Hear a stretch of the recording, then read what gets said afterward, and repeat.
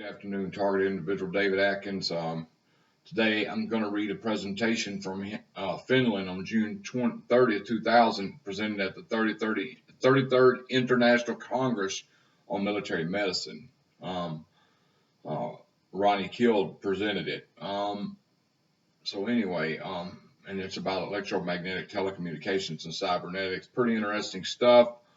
I'm still studying some deep stuff. Like I said, I've been feeling bad, horrible vibrations all through my body feeling like jello, too weak to move sometimes. Some days, I just have to force myself to get up and function from this weaponry. So anyway, that's enough about me.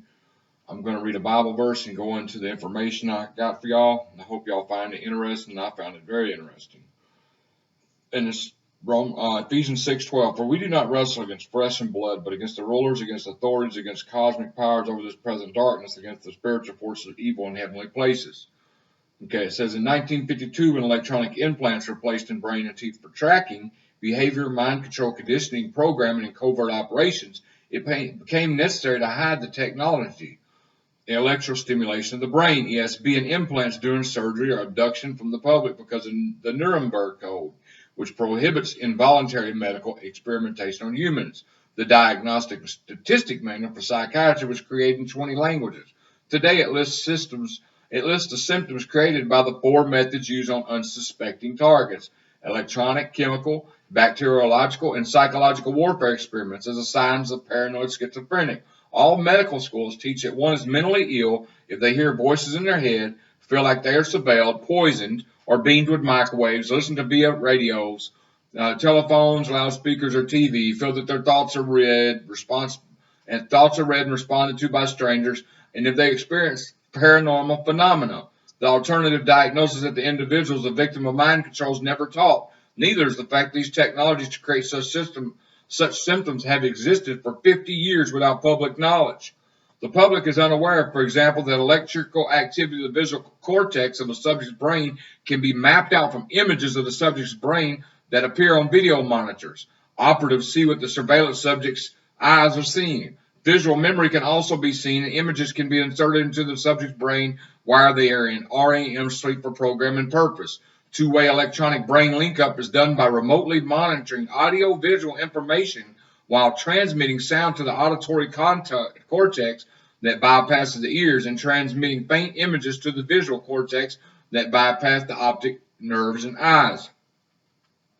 Nanotechnology computers are a generation ahead of present academic computer technology. There's been a signal intelligence network since 1940 in the USA, and the Russian woodpecker signal has been beamed against Americans since the 1960s. In Moscow, Russia, high-frequency beams of radiation directed at the American embassy caused malaise, irritability, and extreme fatigue. These effects are not temporary and include cataracts, blood changes that induce heart attacks, malignancies, circulatory problems, and permanent deterioration of the nervous system.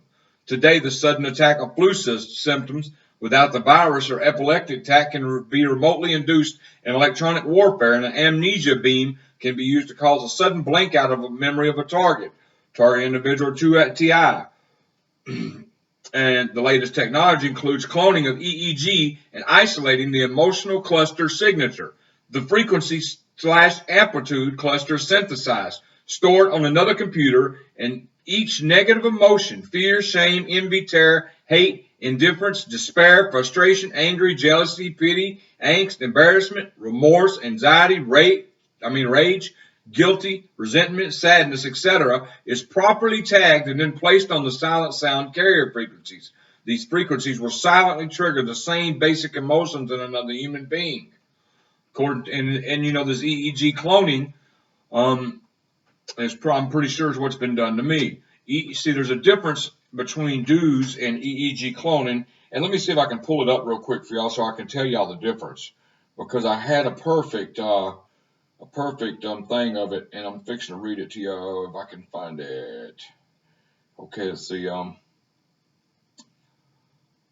then you'll see why I think my attacks are being done via EEG cloning if I can find it.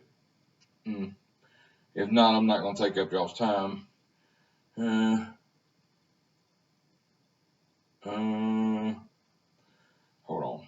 I think I can go to, hold on. Won't take 1 second because I feel like this is important at this point to tell you. There's a difference between direct energy attacks and do attacks. So I wanted to read this to you real quick. Okay. Oh, here it is, right here. Okay, how can I tell the difference between, I'm going to go on with this after. So basically what they did was these weapons cause certain symptoms and they inserted it in the diagnostic manual for psychiatrists and stuff to diagnose you with schizophrenic or a mental condition if you come saying you have these symptoms, which reads it free will for all. Because, you know, that's a no holds bar thing because, you know, boom, they hit you. They're not worried because you go tell somebody and then they're going to say you're crazy. But it's really going on. And that's Havana syndrome, so-called Havana syndrome, which has been misdiagnosed and misappropriated. It's caused by the microwave weapons and stuff. I'm just saying I don't think they should have called it that because it not only happened in Havana. It didn't only happen in Havana. It happened in a lot of places. It's happened around the world. So you shouldn't say Havana syndrome. But anyway, you know, they didn't get called crazy, and they had the same symptoms people are telling their psychiatrists getting deemed crazy. So anyway, let me get off that kick. How can tell the difference between DUs, various resonance frequencies, versus remote neural monitoring, and EEG cloning? Direct energy weapons is a classification of weapons that can direct energy at a target, such as particle beams, lasers, maser, phased array, microwaves, weapons. Many of these kinds weapons are to heat and destroy and use ionizing radiation at their power levels. Some of the more secret and complex weapons that attack the human nervous system and electronics fall under many different classifications of weapons, such as non-lethal, direct energy with non-ionizing radiation, and resonance. Hold on. Classification of and resonance weapons. DUs will leave burns on a person, but often the pains caused by remote neural monitoring and EEG cloning are confused to be DUs. Resonance weapons are directed to the individual so they can be classified as direct energy, but the energy directed at molecules and ions in the specific body. These are better described as resonance weapons, just like identifying a star with spectral lines and spatial resolutions. The identifying forms on Earth. The science of remote neural monitoring and EEG cloning are generally regarded differently than DU attacks, which also cause pain and nervous system malfunction. Typical DU attacks are only skin deep. EEG cloning, it's much more complex and can cause similar pains on the body, but with no physical evidence. The pains are perceived through the pain circuits of the mind of the body. All right, so here we go. According to the Defense Intelligence Agency report, Controlled Offensive Behavior, the most bizarre threat is the apport technique, which is a form of astral projection where the energy body is transported to the remote site where it dematerializes an object, transports it back, and rematerializes it. In this form of psychotronic warfare, electromagnetic fields and apport phenomena mentioned in the Defense Intelligence Agency report have caused pH objects to pass through solid walls. The goal may be to use neural resonance to suppress psychic abilities via EEG microwaves of the general population, as in Project Tower, conducted in 1990. Neurodegeneration of DNA and resonance modification can be achieved with the cellular telephone system in extremely low frequency modulation. The two types of modulation that are biologically important are pulse modulation and amplitude modulation. Modulation is a secret of transmitting information by electromagnetic fields, mobile phones, and new street lamps with microprocessors at malls, parks, streets, metro stations, etc. Silent sound technology used in the first Gulf War was very successful. Our brain has specific frequencies for each voluntary movement called preparatory sets. Preparatory sets are encoded on microwave beams. Paralysis can be achieved and missing time can be induced with radiohypnotic intracerebral control and electronic dissolution of memory, or EDM. These methods can be used when the UFO question is used as a testing ground for electronic warfare or programmed assassins. Dr. Ross today found that at 0.75 megawatts /cm2 pulse intensities can be used to control all aspects of human behavior. In the United Kingdom, police have been granted the exclusive use of the 450 megahertz microwave range. Microwave phones cause the neurons to release calcium ions, which make the user tired and irritable when stressed, prone to emotional outbursts.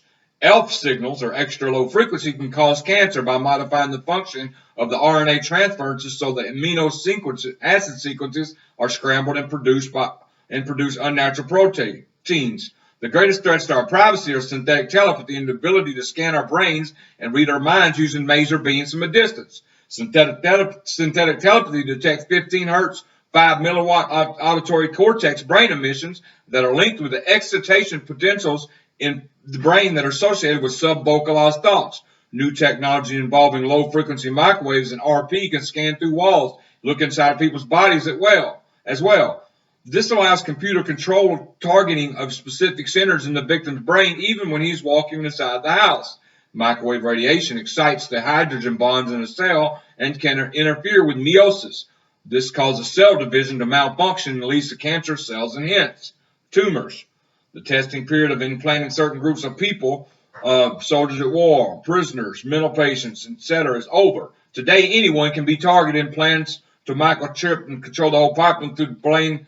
Satellite computer links are far advanced. They don't have to do it no more. They don't need implants no more. EEG cloning, you have to research that, especially if you're like, man, these targets, or some targets do have implants, but a lot of targets may feel like, man, I don't have an implant. You may and may not know it, but you may very well not. Just for the simple fact, once they get your brain fingerprint or clone your brain signature, it's over. They can do anything they want via your cerebral cortex. They can pump any frequency they want to you because you're tracked. You're in a computer system, a supercomputer underground that works via 5G towers, grid towers, the whole it's a grid, the whole grid set up around the whole world. The Swedish State Report reveals a lot. Director General Jan Frese of Sweden's data inspection for 13 years states that the elderly people in old people's homes were targeted in the mid-1980s. Okay, on July 21st, 1994, DoD proposed non-lethal weapon be used against anyone engaged in activities they oppose. That could include almost anything and anyone. Mind control technology is classified under non-lethal weapons. DoD's potential enemies may be counterculture individuals, those with opposing political views, economic, financial competitors, biological undesirables, etc. There's evidence that some organizations have moved against these people or groups, slandering, harassing, and even killing without adequate cause or sanction. Secret and neural telecommunications, cybernetics, and electronic warfare capabilities can lead to abuse by unethical people in positions of power. Globus 2 in Bardo, northern Norway, operating since 1999, and HARP, High Active Frequency Auroral Research Project in Alaska, are of great concern because of their long-distance capabilities to influence both global weather and the human mind and behavior. He who controls the human mind controls the human world. Controls the world, my bad. So anyway, I hope you like this. This was presented at a big conference by Dr. RAUNI, KILDE, who was supposedly killed by direct energy weapons, and I think she was. That was the theory. There's been no proof, but she was in good health and stuff and just started having problems. I don't know the exact story, so I don't want to say. I'm rusty on her, but I did a special on her, I think, in one of my YouTube videos. So anyway, you got to understand, this information right here is word for word what was said at the 33rd International Congress on Military Medicine, Helsinki, Finland, June 30, 2000. They had because RAUNI KILDE was a doctor who was exposing this stuff when she died. So anyway, God bless y'all. I hope y'all have a good day. I should have another video in a couple. Well, I will have another video in a couple of days. Maybe tomorrow if I can find good information. But I don't just, I scan and look for information that's good. I don't just go, oh, look at this targeted website. Let me stop here and read this off. No, it took me 3 days to find this. So, but I do have some stuff I'm working on. I just got to figure out how to put it together, and I'm trying to work on figuring out how to edit my videos, where you're not seeing my face, but you're going to see pictures of stuff happening around the world and stuff like that. Just to keep your just to keep you, because I know y'all get tired of looking at me. But anyway, enough of that. God bless y'all. Y'all have a good day. And also, I've been seeing a lot of this on these groups. Man, these groups are infiltrated, and there's so much drama going on in them. If you make a post in a group about what's going on with you and somebody downplays it or whatever, look, ignore it and don't let it stop you from posting or whatever. I've seen a lot of people trying to discourage other targets by writing oh, you shouldn't be doing that. No, no, no, no, no. You shouldn't be posting that. What's that prove and all that? That's just gaslighting stuff. That's called gaslighting. They're gaslighting you. They're trying to get you to respond. They're trying to get you to never post again because they don't want you posting. It's filled with agent provocateurs that are designed to get under your skin and silence you from posting real information anywhere in Facebook groups, Twitter groups, whatever groups you want to be. So don't never let them discourage you. Don't respond and ignore them and post whatever you want to post. Don't let that, I used to get frustrated, not on anymore, because I'd get negative comments under my posts and stuff, and I'd get so frustrated, and I would be like, man, look at this, look at that. But in the big meeting, man, who cares? I'd block them and keep going. Don't never let them stop you, because that's what they're trying to do. They're trying to silence you. They're agent provocateurs hired to try to silence you from spreading truth and keep the disinformation in the groups. So anytime any real information hits the groups, it's their job to talk down on it, discourage you from posting it, to keep it out of the groups. So anyway, God bless y'all. Y'all have a good day.